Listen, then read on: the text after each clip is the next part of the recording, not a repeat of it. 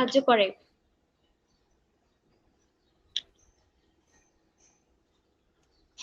I percentage দিয়ে দেন।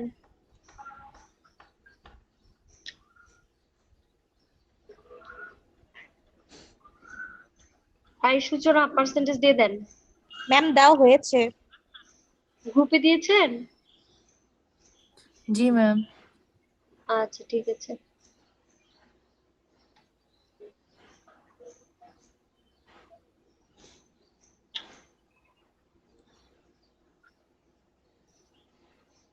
আচ্ছা তাহলে স্পাম তৈরিতে সাহায্য করে এবং টেস্টোস্টেরন আর কাজ হচ্ছে মেসেঞ্জার আরএনএ তৈরি করে। টেস্টোস্টেরন মেসেঞ্জার আরএনএ তৈরি করে এবং প্রোটিন সিনথেসিস করতে সাহায্য করে। এছাড়া টেস্টোস্টেরন বিএমআর বাড়ায়, বেসাল মেটাবলিক রেট বাড়ায় এবং আরবিসির পরিমাণও বাড়ায়। যদি আপনি বাইরে থেকে কাউকে টেস্টোস্টেরন অ্যাডমিনিস্ট্রেশন করেন, ইনজেকশন দেন, সেক্ষেত্রে বিএমআর বাড়বে এবং আরবিসি কাউন্ট বাড়বে। বিএমআর কি? বেসাল মেটাবলিক রেট, মানে আপনি রেস্টের সময় আপনার যতটুকু এনার্জি ক্ষয় হয়। আচ্ছা এছাড়া টেস্টোস্টেরনের আরেকটা কাজ হচ্ছে বোনস এবং মাসল ডেভেলপমেন্টে সাহায্য করা। এই কারণে ছেলেদের বোনস এবং মাসল মেয়েদের তুলনায় বেশি ডেভেলপ। আচ্ছা ফিমেলে কি করবে? জি ম্যাম শীতে তো দুইটা ফাংশন দেওয়া টেস্টোস্টেরন।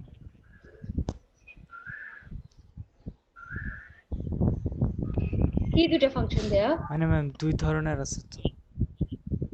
আচ্ছা ছোটটা বলি নাই তো, বড়টাই বলতেছি, বড়টাই করবে। আচ্ছা ছোট আপনাদের জন্য না। আচ্ছা তাহলে ফিমেলেও কিন্তু টেস্টোস্টেরন হরমোন থাকে, কারণ কি ওই যে অ্যাড্রেনাল গ্ল্যান্ড থেকে কিছুটা টেস্টোস্টেরন হরমোন আসে। তাহলে মেয়েদের ক্ষেত্রেও টেস্টোস্টেরন যদিও ছেলেদের হরমোন, বাট মেয়েদেরও কিছুটা থাকে। তাহলে কিন্তু কোনো মেয়ের যদি কোনো কারণে টেস্টোস্টেরন হরমোনের পরিমাণ বেড়ে যায় বডিতে, হয়তো টিউমার হলো, টেস্টোস্টেরন বেশি সিক্রেট হচ্ছে, তখন লার্জ ডোজ হয়ে যাবে কোনো ফিমেলের বডিতে টেস্টোস্টেরন, তখন যেটা হবে মাস্কুলিনাইজিং অ্যাকশন হবে ছেলেদের মতো, যেমন ক্লাইটোরিসটা বড় হয়ে যাবে। তাহলে বলছিলাম যে মেয়েদের যেটা ক্লাইটোরিস, ছেলেদের সেটা পেনিস। তাহলে এই ক্ষেত্রে ক্লাইটোরিসটার সাইজ বড় হয়ে যাবে এবং ফেসে আনওয়ান্টেড হেয়ার গ্রোথ হবে, তাহলে দাড়ি গ্রোথ হবে মেয়েদেরও, এটাকে বলে হার্সুইটিজম। আর কি করবে? নেগেটিভ ফিডব্যাকের মাধ্যমে পিটুইটারি গ্ল্যান্ডের ফাংশনটাকে ইনহিবিট করবে। তাহলে এই হলো ফিমেলের কাজ। এবার আসেন বাচ্চাদের ক্ষেত্রে কি করবে। ইন মেল ফিটাস, বাচ্চার ক্ষেত্রে যেটা হবে সেটা হচ্ছে বাচ্চাদের সেক্স ডিটারমিনেশনে সাহায্য করে। তার মানে বাচ্চাটা ছেলে হবে না মেয়ে হবে, তার যে সেক্স ডিটারমিনেশন করতে টেস্টোস্টেরন সাহায্য করবে।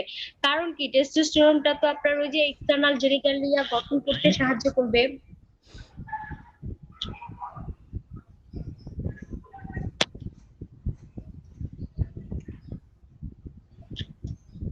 সো টেস্টোস্টেরনটা সেক্স ডিটারমিনেশনে সাহায্য করে এবং development of the male external genital organ. আর কি করবে? ফিটাল লাইফে টেস্টিসের ডিসেন্টে সাহায্য করবে। টেস্টিসটা থাকে কোথায়? টেস্টিসের লোকেশন বলেন।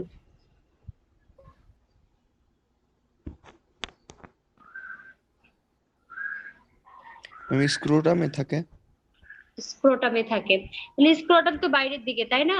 কিন্তু টেস্টিস কিন্তু তৈরি হয় হচ্ছে যখন ডেভেলপ হয় টেস্টিসটা, ও তৈরি হয় অ্যাবডোমেনে, পেটের মধ্যে তৈরি হয়, সেখান থেকে নেমে নেমে নিচে নেমে আসে বাইরের দিকে, স্ক্রোটামে নেমে আসে। কেন স্ক্রোটামে আসে? কারণ স্ক্রোটামে যদি টেস্টিস না থাকতো, টেস্টিস অন্য কোনো জায়গায় স্পাম তৈরি করতে পারবে না। টেস্টিসের স্পাম তৈরি করার জন্য যে টেম্পারেচারটা লাগে সেটা স্ক্রোটামেই আছে। সো টেস্টিসকে স্ক্রোটামে নামতেই হবে, আদারওয়াইজ স্পাম প্রোডাকশন হবে না। এখন এই যে ডিসেন্টটা অ্যাবডোমেন থেকে নেমে নেমে স্ক্রোটামে আসতেছে টেস্টিস, এইটাতে কে সাহায্য করতেছে? Testosterone hormone. এই কারণে বাচ্চার জন্মের পরে ছেলে বাচ্চাদের ক্ষেত্রে অবশ্যই চেক করতে হবে স্ক্রটামটা, যে স্ক্রটামে টেস্টিস আছে কিনা। যদি স্ক্রটামে টেস্টিস না থাকে, খুঁজে খুঁজে বের করতে হবে কোথায় আছে টেস্টিস। যদি বাইরে থেকে বোঝা যায় তাহলে তো বোঝা গেলই, আর যদি বোঝা না যায় তাহলে আল্ট্রাসাউন্ড করে হোক কেমনে হোক ওটা খুঁজে বের করতে হবে টেস্টিস আসলে কোথায় আছে। যদি বাইরে থেকে ইয়া করা যায় তাহলে যেটা করা হয় মিল্কিং অফ টেস্টিস বলে, টেস্টিসটাকে ম্যাসাজ করে করে নিচে নামায় ফেলা হয়, স্ক্রটামে দিয়ে দেওয়া হয়। আর যদি সেটা না হয় তাহলে অপারেশন করতে হয়, অপারেশন করে টেস্টিসটাকে স্ক্রটামে প্রতিস্থাপন করতে হয়। কিন্তু যখন বয়স বেড়ে যায়, বয়স বেড়ে গেলে আর দেখলেও কোনো লাভ নাই, তখন আর ওটাকে স্ক্রটামে এনে ফাংশনিং করা যায় না। সো এটা আর্লি ডায়াগনোসিস করতে হবে, আদারওয়াইজ কি হবে, টেস্টিস তার থাকবে হয়তো অ্যাবডোমেনে থেকে যাবে কিন্তু তার স্পার্ম তৈরি হবে না। এই কারণে বাচ্চা জন্মের পর জেনিটালিয়া দেখা খুবই খুবই দরকার। শুধু জেনিটালিয়া না, বাচ্চা জন্মের পর সবকিছু চেক করতে হয় কোনো কনজেনিটাল অ্যানোমালি আছে কিনা।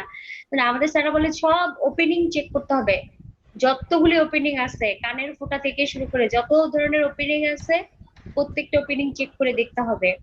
এবং ফিমেল বাচ্চার ক্ষেত্রে ভ্যাজাইনা দেখতে হবে, কারণ অনেক সময় ভ্যাজাইনার উপরে একটা পর্দা থাকে ফিমেল বাচ্চাদের।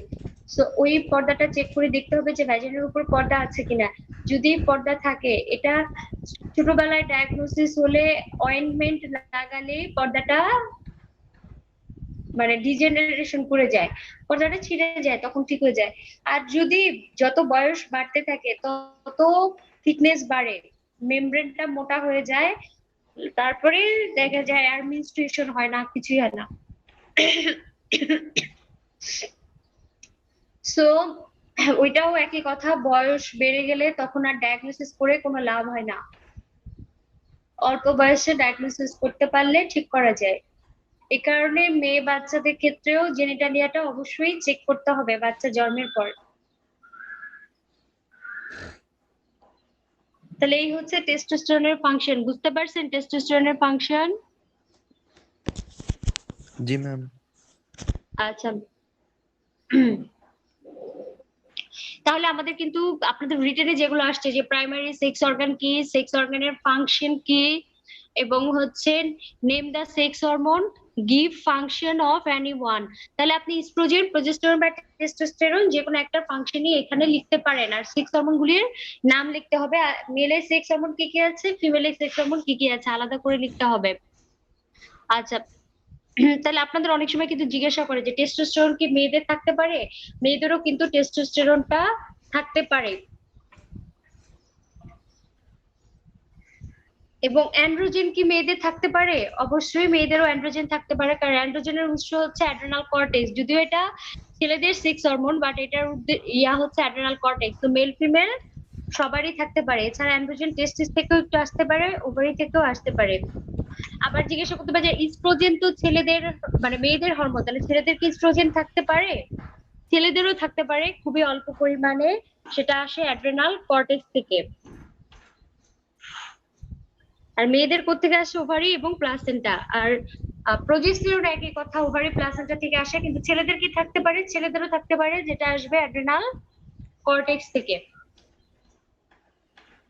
ওকে আচ্ছা, ম্যাম। তাহলে টেস্টোস্টেরনের কাজ গেল। এরপরে যেটা এটা যদিও আসে নাই, মানে আমি এমনি জানার জন্য বলতেছি, সেটা হচ্ছে যে সিমেন্ট যেটা আপনার পার ইজাকুলেশনে যে সিমেন্টটা বের হয়, সিমেন্টটা তৈরি হয় কিন্তু বাস ডিফারেন্স, প্রোস্টেট, সেমিনাল ভেসিকল, এই সবগুলা জায়গা মিলে সিমেন্টটা তৈরি হয়। তারপর আপনাদের মনে হয় সেদিন বলছিলাম যে ভেসেকটমিতে যেটা করা হয়, ভেসেকটমিতে কি কাটা হয়? এই ওদিনও বলছি, বলেন ভেসেকটমিতে কি কাটা হয়?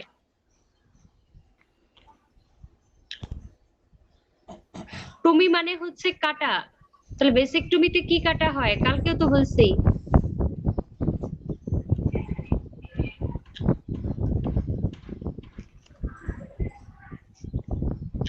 কালকে বলছি, আজকে বলতে পারতেছেন না ভেসেকটমিতে কি কাটা হয়? ম্যাম ভাঁজ ডিফারেন্স। তাহলে বাস ডিফারেন্স কেটে দেয়া হয়, এটা হচ্ছে কেটে সেটাকে সিল করে দেয়া হয় বাস ডিফারেন্সটা। তখন কি হয়, এই যে বাস ডিফারেন্সের পরেই এটা হচ্ছে ইউরেথ্রাতে চলে আসে, মানে বাস ডিফারেন্স দিয়ে তাকে বাস ডিফারেন্স, তারপর ইজাকুলেটরি ড্রাফট, এরপরে হচ্ছে ইউরেথ্রা। এখন বাস ডিফারেন্সে যখন এটা কেটে ফেলে তাহলে স্পার্ম কিন্তু ঠিকই তৈরি হচ্ছে, বাট এটা ইউরেথ্রাতে আসতে পারতেছে না, আর ইউরেথ্রাতে না আসলে তো আর এটা বাইরে বের হতে পারবে না। তাহলে এই ভেসেক্টমিতে কিন্তু স্পার্ম প্রোডাকশন বন্ধ করা হয় না, স্পার্ম ঠিকই প্রোডাক্ট হয় বা মানে প্রডিউস হয়, কিন্তু সেটা ভ্যাজানা পর্যন্ত এক্সেস পায় না।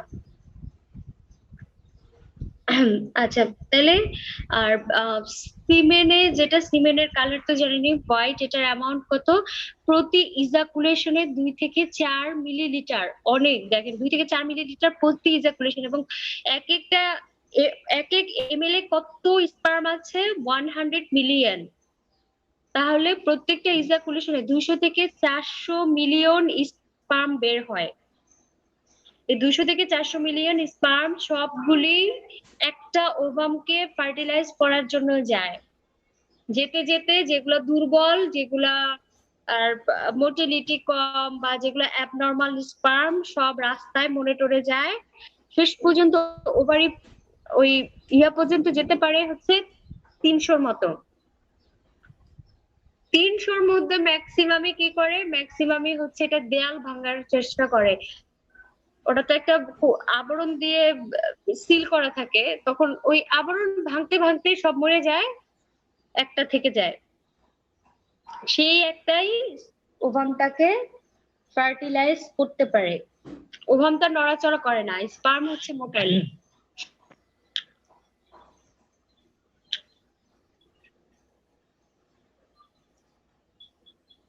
দেখছেন, তাহলে জন্মগত ভাবেই ছেলেরা মেয়েদের পিছে পিছে ঘুরবে।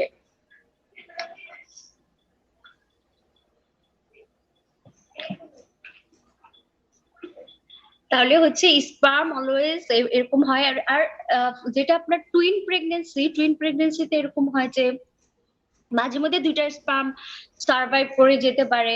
ওই 2টা স্পার্ম, 2টা ওভাম, ওভাম কিন্তু প্রত্যেকটা সাইকেলে একটা থাকার কথা, আরেকটা ওভাম নষ্ট হয়ে যাওয়ার কথা। হ্যাঁ, 2টা ওভারি, তো 2টা ওভারি থেকে একটা আপনার পোলার বার বডি তৈরি হয়, আর একটাতে হচ্ছে ওভাম বের হয়। একটা নষ্ট হয়ে যাওয়ার কথা, একটা সার্ভাইভ করার কথা, কিন্তু মাঝে মধ্যে দেখা যায় যে 2টাই থেকে যেতে পারে ওভাম। তখন ওই 2টা ওভামকে 2টা স্পার্ম পেনিট্রেট করতে পারে, মানে ফার্টিলাইজ করতে পারে। এখন আবার মাঝে মধ্যে যেটা হয়, ওভামও একটা স্পার্মও একটা, ওভাম স্পার্ম মিলে একটা জাইগোট হয়ে সেটা স্প্লিট হয়ে যায়, ভাগ হয়ে যায়, মানে একটা ওভাম একটা স্পার্ম দিয়ে ভাগ হয়ে 2টা তৈরি হয়। টুইন প্রেগনেন্সি বলতেছি আর কি। তাহলে টুইন প্রেগনেন্সিতে তার ওভাম স্পার্ম 2টা হতে পারে, আবার একটাও হতে পারে, একটা জি ভাগ ম্যাম। হয়ে হতে পারে অথবা 2টা দিয়ে হতে পারে। আবার যখন 2টা দিয়ে হবে, হ্যাঁ, এটাকে বলে ডাইজাইগোটিক টুইন। তো এদের ক্ষেত্রে যেটা হয়, এদের ক্ষেত্রে কিন্তু তাহলে প্লাসেন্টাও আলাদা, মানে প্লাসেন্টা, অ্যামনিওটিক মেমব্রেন যা আছে সবকিছু কিন্তু তাদের আলাদা হয়ে যায় ডাইজাইগোটিক টুইনে। কিন্তু যখন মনোজাইগোটিক টুইন হয়, তার মানে মানে একটা ফার্টিলাইজ ওভাম থেকে ভাগ হয়ে 2টা দুইটা বাচ্চা তৈরি হচ্ছে। হয়। হ্যাঁ, সেটা কিন্তু মনোজাইগোটিক টুইন বা আইডেন্টিক্যাল টুইন, এবং এদের মধ্যে কিন্তু মানে সবকিছুই মিল থাকে, প্রায় সবকিছুই মিল থাকতে পারে এই মনোজাইগোটিক টুইনে। এবং এই মনোজাইগোটিক টুইনেই অনেক সময় দেখা যায় যে আপনার সব মিল হয়, মানে মিল হয় কি, ওই লেগে লেগে থাকতে পারে অর্গান গুলা, মাথার সাথে মাথা লেগে রইলো, পেটের সাথে হার্ট লেগে রইলো, পা লেগে রইলো, এরকম হতে পারে। দেখছেন না এরকম অনেক বাচ্চার যে জোড়া জি থাকে, ম্যাম। যে লাগানো লাগানো থাকে। তার মানে মনোজাইগোটিক টুইন এটা হচ্ছে রিস্কি। হ্যাঁ, এটা রিস্কি, এরকম হতে পারে, কিন্তু সবার ক্ষেত্রে হবে এরকম না, কিন্তু হতে পারে। জি ম্যাম। মানে জয়েন্ট থাকতে পারে, হ্যাঁ।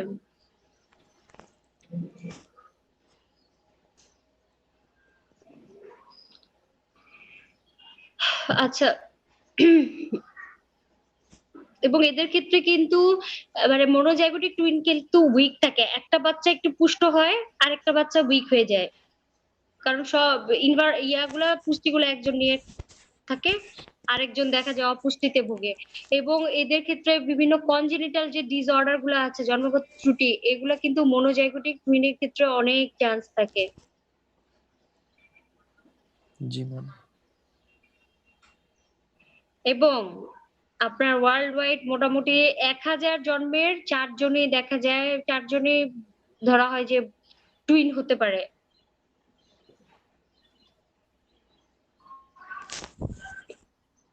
আবার এই যে ট্রিপলেট হয় না, মাঝে মধ্যে ট্রিপলেট হয়, কোয়াড্রিপ্লেট হয়, 3টা 4টা বাচ্চা হয়। এই 3টা 4টা বাচ্চা কিন্তু এরকম হতে পারে যে দুইটা আপনার ওভাম দিয়ে একটা ভেঙে 3টা হতে পারে, আবার দুইটা ফার্টিলাইজ ওভাম দুইটাই 2 ভাগ হয়ে হয়ে 4টা বাচ্চা হতে পারে, বুঝছেন? জি ম্যাম।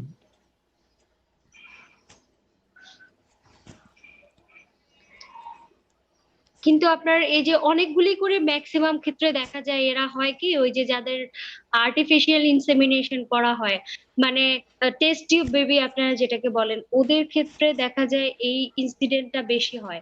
কারণ হচ্ছে টেস্ট টিউব বেবি তো হচ্ছে বাইরে থেকে ফার্টিলাইজ করে মায়ের পেটে দিয়ে দেওয়া হয়, তখন কেউ একটা ওভাম আর স্পার্ম নিয়ে রিস্ক নিতে চায় না, যে এত কষ্টের প্রসিডিউর, এত কস্টলি, এত কষ্ট করবে, সেখানে একটা ওভাম দিল, ওটা যদি মারা যায়, তখন দেখা যায় যে সেফটি পারপাসে অনেকগুলি ওভাম দিয়ে দেওয়া হয়, অনেকগুলি ওভাম স্পাম দিয়ে দেওয়া হয়, তখন ম্যাক্সিমাম ক্ষেত্রে এরকম হয়। বুঝতে পারছেন? জি ম্যাম।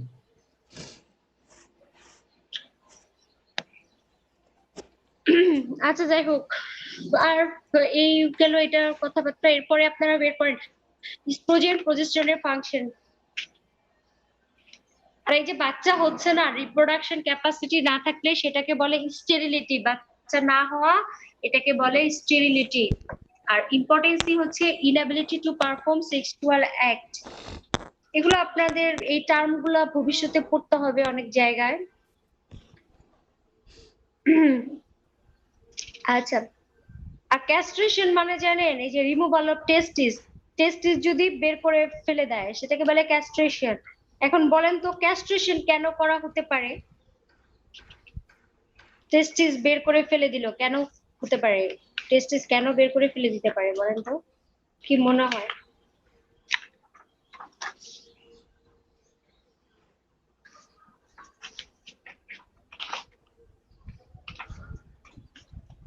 ওমা, কিচ্ছু বলেন না, কিচ্ছু মাথায় আসে না, টেস্টিস কেন ফেলে দিতে হতে পারে? গাধাগুলি। এই টেস্টিসে টিউমার হতে পারে না? জি ম্যাম। ক্যান্সার হতে পারে না? তখন কি টেস্টিস রাইখা দিবে? বলবে যে না, সে মরে গেলে মরে যাক, কিন্তু তার বাচ্চা দরকার, সো তার টেস্টিস রাইখা দিব, কিন্তু সে মরে গেলে মরে যাক, এমন করবে কেউ? না ম্যাম। তাহলে টিউমার হতে পারে, ওখানে কোনো ইনফেকশন থাকতে পারে, তাহলে ট্রিটমেন্ট পারপাসে একটা হতে পারে। এবং আরেকটা করা হয় ট্রিটমেন্ট ছাড়াও, সেটা কি করা হয় জানেন? এই যে আপনার আহ যেটা অনেক সময় আপনার মানে অনেক ছোট বাচ্চাদের ক্ষেত্রে দেখা যায় তাদের টেস্টিস রিমুভ করে ফেলা হয়, ক্যাস্ট্রেশন করা হয়, করে তাদেরকে দিয়ে আপনার প্রস্টিটিউশনের কাজ করানো হয়, বা মানে আপনার হিজড়া জাতীয় যে ব্যাপারগুলো, এগুলো মানে ইচ্ছা করে করা হয় তাদেরকে দিয়ে ইনকাম করানোর জন্য, জি ক্যাস্ট্রেশন ম্যাম। করে ফেলা হয়। তাহলে এগুলো হচ্ছে ক্যাস্ট্রেশনের কজ মোটামুটি। এখন ইস্ট্রোজেনের ফাংশন বের করেন, ইস্ট্রোজেনের ফাংশন বের করছেন? জি ম্যাম। আচ্ছা, ইস্ট্রোজেনের ফাংশনের মধ্যে দেখেন ইস্ট্রোজেনটা হচ্ছে বড়টা পড়বেন, ছোটটা না। ইস্ট্রোজেন আপনার রিপ্রোডাক্টিভ অর্গানের উপর কিছু কাজ আছে এবং নন রিপ্রোডাক্টিভ যে অর্গান গুলো আছে মানে জেনিটাল অর্গানের উপরের কিছু কাজ আছে আর এক্সট্রা জেনিটাল অর্গানের উপর কাজ। এবং আরেকটা জিনিস মনে রাখবেন, ব্রেস্ট কিন্তু কখনোই জেনিটাল অর্গান না, ব্রেস্ট এক্সট্রা জেনিটাল অর্গান। আপনারা কেন জানি ব্রেস্ট বলেন জেনিটাল অর্গানে, এটা এক্সট্রা জেনিটাল অর্গান। আর জেনিটাল অর্গানের মধ্যে আছে মেয়েদের ক্ষেত্রে ওভারি, তারপরে কি ইউটেরাস, ইউটেরাইন টিউব এবং ভ্যাজিনা। এখন ইস্ট্রোজেন ওভারিতে কি করে দেখেন, ইস্ট্রোজেন ওভারিতে যেটা করবে স্টিমুলেটরি ইফেক্ট অন ফলিকুলের গ্রোথ করবে। এই যে ওভারির মধ্যে ওভাম থাকে, ওভাম যেটার মধ্যে থাকে সেগুলা হচ্ছে ফলিকল, ফলিকলের মধ্যে ওভাম থাকে মানে ওভারির সেলগুলা হচ্ছে ফলিকল যেটার মধ্যে ওভাম থাকে। একটা মেয়ের সারা জীবনে কতগুলি ওভাম তৈরি হবে সব কিন্তু ফিক্সড। আপনি যখন ভ্রূণ অবস্থায় ডিটারমাইন্ড হয়ে যায় যে আপনার সারা জীবনে কতগুলি ওভাম রিলিজ করবেন আপনি, এটা ভ্রূণ অবস্থায় ডিটারমাইন্ড হয়ে যায়। তখন আপনার একটা স্টেজ পর্যন্ত এসে আটকে থাকে, বাকি ডেভেলপমেন্টটা তার পিউবার্টির পরে হয়, কিন্তু তার আগ পর্যন্ত আটকে থাকে। তাহলে যেটা বলতেছিলাম যে এই ফলিকুলের মধ্যে ওভাম থাকে। এখন ওভামও তো ফার্স্টে ছোট থাকে, এটা আস্তে আস্তে ম্যাচিওর ওভাম হয়। ওভামটা ফার্স্টে প্রিমিটিভ জার্ম সেল থাকে, তারপরে ওখান থেকে primary oocyte, secondary oocyte, tertiary oocyte, তারপরে ম্যাচিওর ওভাম হয়। তাহলে এই যে ওসাইট গুলো থাকে ফলিকুলের মধ্যে, ফলিকুল গুলাও ছোট থাকে। যখন জার্ম সেল থাকে তখন একদম ছোট ফলিকুল থাকে, তখন যখন প্রাইমারি ওসাইট হয় তখন ফলিকুলটাও বড় হয়, প্রাইমারি ফলিকুল হয়। তাহলে আস্তে আস্তে ওভামের সাইজও বাড়ে, ফলিকুলের সাইজও বাড়তে থাকে। তাহলে এই যে ফলিকুলের ডেভেলপমেন্ট হয়, এই ডেভেলপমেন্টে সাহায্য করে হচ্ছে ইস্ট্রোজেন। এছাড়া ফিমেল ফিটাসের গোনাড ডেভেলপমেন্টে মানে ওভারি ডেভেলপমেন্টে সাহায্য করে হচ্ছে ইস্ট্রোজেন। উফ, আর ফেলোপিয়ান টিউবে ইস্ট্রোজেনটা কি করে? ফেলোপিয়ান টিউবে যেটা করে ইস্ট্রোজেন, এই যে ফেলোপিয়ান টিউবের কন্ট্রাকশন করতেছে, ফেলোপিয়ান টিউবের কন্ট্রাকশন এবং ফেলোপিয়ান টিউবের মোটিলিটি, ফেলোপিয়ান টিউব যে মুভ করে এইটার নিয়ন্ত্রণ করে ইস্ট্রোজেন। এছাড়া টিউবের ফেলোপিয়ান টিউবের সিক্রেশনটাকে বাড়াই দিবে, সিক্রেশনকে স্টিমুলেট করবে ইস্ট্রোজেন। এবং ফেলোপিয়ান টিউবের গায়ে সিলিয়া লাগানো থাকে, হাতের মতো সিলিয়া লাগানো থাকে, ঝাড়ুর মতো যেটাই বলেন, এই সিলিয়া গুলার মুভমেন্টে সাহায্য করে ইস্ট্রোজেন। ভ্যাজাইনাতে ইস্ট্রোজেন কি করবে? ভ্যাজাইনাটাকে অ্যাডাল্ট সাইজ বানাবে, মানে ভ্যাজাইনাটাকে ডেভেলপ করবে এবং ভ্যাজাইনার যে এপিথেলিয়াল টিস্যু আছে সেটার প্রলিফারেশন করবে, সাইজ বড় করবে এবং হচ্ছে স্ট্র্যাটিফিকেশন করবে। স্ট্র্যাটিফিকেশন, ভ্যাজাইনার এপিথেলিয়াল টিস্যুর নাম কিন্তু স্ট্র্যাটিফাইড স্কোয়ামাস এপিথেলিয়াম। তাহলে এই যে স্ট্র্যাটিফিকেশন হচ্ছে এটা করতেছে ইস্ট্রোজেন। আর ইউটেরাসে কি করবে ইস্ট্রোজেন? ইউটেরাসে হচ্ছে মিনস্ট্রুয়াল যে সাইকেল আছে, মিনস্ট্রুয়াল সাইকেলে 3টা ফেজ আছে, প্রলিফারেটিভ ফেজ, তারপরে সিক্রেটরি ফেজ এবং মিনস্ট্রুয়াল ফেজ। এটা প্রলিফারেটিভ ফেজটা নিয়ন্ত্রণ করে ইস্ট্রোজেন। এটা কিন্তু সবাইকে জিজ্ঞাসা করে যে কোন ফেজ ইস্ট্রোজেন নিয়ন্ত্রণ করে? প্রলিফারেটিভ ফেজ, এটা মনে রাখেন, এটা না পারলে পাস হবে না। এখন মিনস্ট্রুয়াল সাইকেলটা ডিটেইলস আমরা নেক্সট ক্লাসে পড়বো, মিনস্ট্রুয়াল সাইকেল পুরোটাই পড়তে হবে। এছাড়া কি করে ইস্ট্রোজেন? অক্সিটোসিন এর, আমরা অক্সিটোসিন হরমোনের কাজ করছিলাম না যে ইউটেরাসের উপর অক্সিটোসিন হরমোন কাজ করে। এখন এই অক্সিটোসিন হরমোনটা যে ইউটেরাসের মাসেলটার মোটিলিটি বাড়ায় এবং হচ্ছে ইউটেরাসের মাসেলের উপর যাতে অক্সিটোসিন হরমোন কাজ করে এখানে সাহায্য করবে হচ্ছে ইস্ট্রোজেন। এছাড়া ইউটেরাসের থিকনেস বাড়াবে, ইউটেরাসটাকে মোটা করবে, সাইজ বাড়াবে 2 থেকে 3 গুণ। তাহলে এই হচ্ছে ইস্ট্রোজেনের কাজ জেনিটাল অর্গানের উপর। আর এক্সট্রা জেনিটাল অর্গানের উপর ইস্ট্রোজেনের কাজ কি? ব্রেস্টের উপর কাজ দেখেন, ব্রেস্টের উপর ইস্ট্রোজেনের কাজ হচ্ছে ব্রেস্টের যে টিস্যু আছে স্ট্রমা বলে, এই ব্রেস্টের টিস্যু ডেভেলপমেন্টে সাহায্য করে ইস্ট্রোজেন। এবং ব্রেস্ট কিন্তু অনেকগুলি লোবে ভাগ থাকে। ব্রেস্টটা হচ্ছে কতগুলি লোবের মধ্যে ভাগ থাকে, এবং এই লোবের মধ্যে যে টিস্যু গুলা থাকে সেগুলোকে বলতেছে স্ট্রমাল টিস্যু, এবং এই টিস্যুর মাঝখানে ডাক্ট থাকে, নলের মতো থাকে, নালীর মতো থাকে। ডাক্টের মধ্যেই মিল্ক জমা থাকে। যখন বাচ্চা হয় মানে প্রেগন্যান্সি পিরিয়ডে ডাক্টের মধ্যে এসে মিল্ক জমা হয়। তাহলে এই যে ডাক্টাইল সিস্টেম, এই ডাক্টগুলোর গ্রোথে সাহায্য করে ইস্ট্রোজেন। এছাড়া ব্রেস্টে ফ্যাট জমা করতেও সাহায্য করে ইস্ট্রোজেন। তাহলে এটা ইস্ট্রোজেনের কাজ ব্রেস্টের উপর। আর এটার metabolic function lipid, protein, fat মেটাবলিজমে সাহায্য করে। এছাড়া অ্যাঞ্জিওটেনসিনোজেন এনজাইমের পরিমাণ বাড়ায়, বাইলটা লিথোজেনিক করে। আচ্ছা, আর স্কেলেটনে কি করে? ইস্ট্রোজেন হচ্ছে অস্টিওক্লাস্টকে ইনহিবিট করে। অস্টিওক্লাস্টের কাজ কি? এই অস্টিওক্লাস্টের কাজ কি? ওমা, অস্টিওক্লাস্ট কার সেল বলেন দেখি? এটাও জানে না। অস্থির বোনস। বোনসের।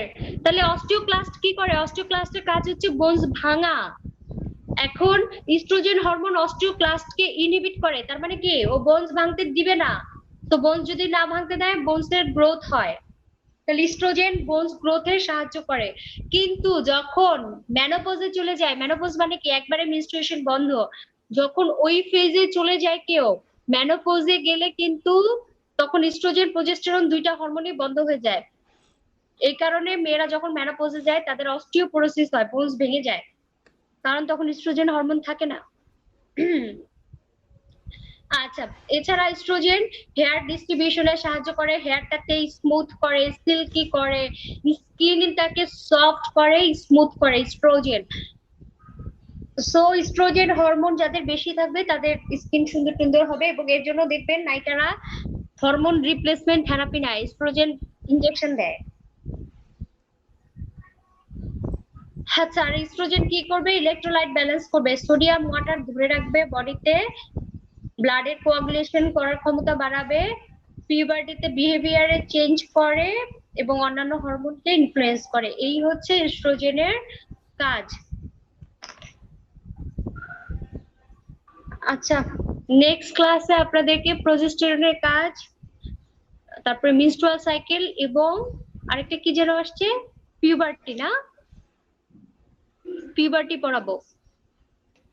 তাহলে এই তিনটা কোয়েশ্চেন আমরা নেক্সট ক্লাসে পড়বো। নেক্সট ক্লাসে আমাদের এটা শেষ হয়ে যাবে এই চ্যাপ্টার, ইনশাআল্লাহ নেক্সট ক্লাসে এই চ্যাপ্টার শেষ হয়ে যাবে। আসেন আপু, অসুবিধা নাই।